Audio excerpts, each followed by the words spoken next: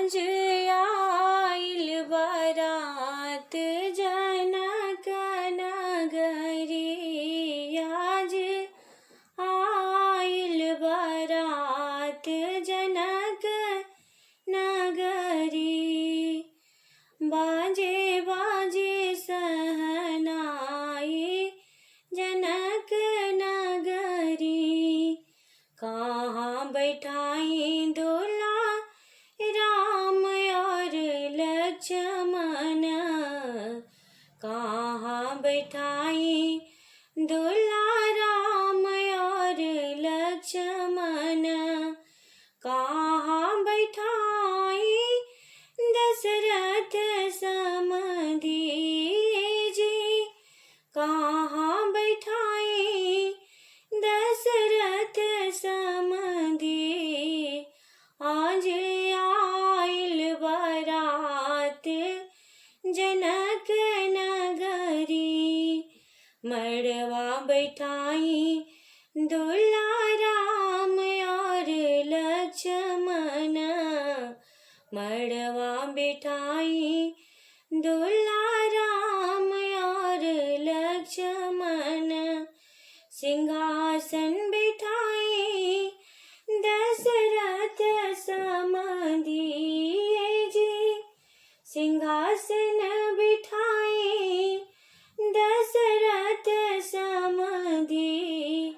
आज आइल बारात जनक नगरी, काहो खिलाई दूल्हा राम और लक्ष्मण, काहो खिलाई दूल्हा राम और लक्ष्मण, काहो खिलाई दशरथ समधी जी, का खिलाई दशरथ समधी।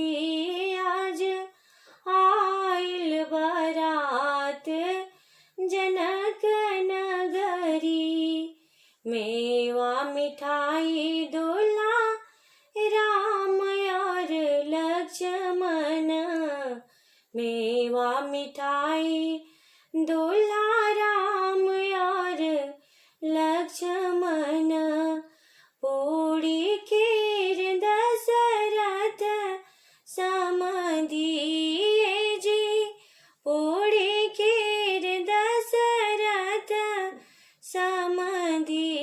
आज आइल बारात जनक नगरी, का कुछ दी दूल्हा राम और लक्ष्मण, का कुछ दी दूल्हा राम और लक्ष्मण, का कुछ दी दशरथ समधी जी।